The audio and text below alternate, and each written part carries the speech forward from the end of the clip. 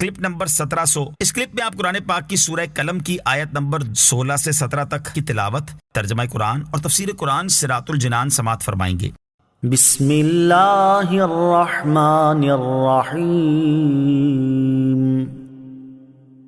ترجمہ، اللہ کے نام سے شروع جو نہایت مہربان رحمت والا ہے۔ سنسمہ علی الخرطوم۔ ترجمہ، قریب ہے کہ ہم اس کی سور کسی تھوتنی پر داغ دیں گے۔ سنسمہ علی الخرطوم، قریب ہے کہ ہم اس کی سور کسی تھوتنی پر داغ دیں گے۔ اس آیت میں اس کافر کے لیے وعید بیان کرتے ہوئے ارشاد فرمایا کہ ہم اس کی سور کسی تھوتنی پر داغ کر اس کا چہرہ بگاڑ دیں گے اور اس کی بد باطنی کی علامت اس کے چہرے پر نمودار کر دیں گے تاکہ یہ اس کے لیے عار کا سبب ہو۔ یہ خبر دنیا میں اس طرح پوری ہوئی کہ اللہ تعالیٰ نے اس کے عیوب بیان کر کے اسے ایسا ذلیل و رسوا کیا کہ جس طرح داغ کبھی ختم نہیں ہوتا، اسی طرح اس کی ذلت بھی کبھی ختم نہ ہوئی، اور آخرت میں یہ خبر اس طرح پوری ہوگی کہ جہنم میں داخل کرنے سے پہلے اس کے چہرے کو سیاہ کر دیا جائے گا، یا اللہ تعالیٰ اس کی ناک پر ایسی علامت بنا دے گا جس سے اہل محشر پہچان لیں گے کہ یہی وہ کافر ہے جو دین حق کا انکار کرنے میں اور رسول کریم علیہ الصلوۃ والسلام سے عداوت رکھنے میں پیش تھا۔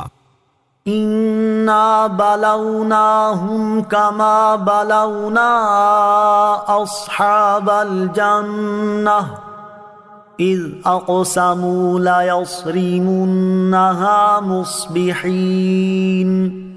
ترجمہ، بے شک ہم نے انہیں جانچا جیسا باغ والوں کو جانچا تھا جب انہوں نے قسم کھائی کہ ضرور صبح ہوتے اس باغ کو کاٹ لیں گے۔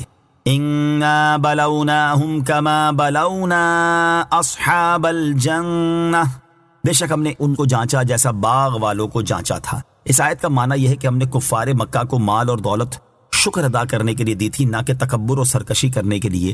تو جب انہوں نے تکبر کیا اور میرے حبیب صلی اللہ تعالیٰ علیہ وسلم سے دشمنی مول لی تو ہم نے اپنے حبیب صلی اللہ تعالیٰ علیہ وسلم کی اس دعا سے کہ یا رب عز و جل انہیں ایسی قحط سالی میں مبتلا کر جیسی حضرت یوسف علیہ الصلوۃ والسلام کے زمانے میں ہوئی تھی، نیز کفار مکہ کو بھوک اور قحط کے ذریعے آزمائش میں مبتلا کر دیا گیا جیسا کہ باغ والوں کو کیا تھا۔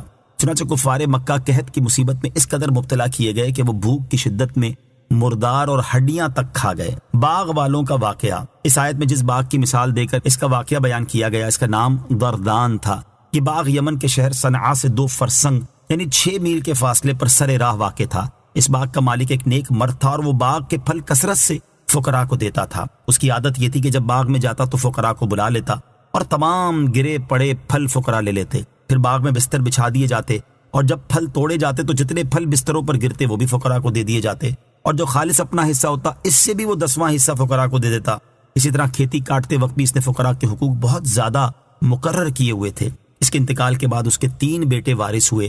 انہوں نے باہم مشورہ کیا کہ مال قلیل ہے اور کنبہ بہت زیادہ ہے، اس لیے اگر والد کی طرح ہم بھی خیرات جاری رکھیں تو تنگ دست ہو جائیں گے۔ اس پر انہوں نے آپس میں مل کر قسمیں کھائیں کہ صبح سویرے لوگوں کے اٹھنے سے پہلے ہی باغ میں چل کر پھل توڑ لیں گے تاکہ مسکینوں کو خبر نہ ہو۔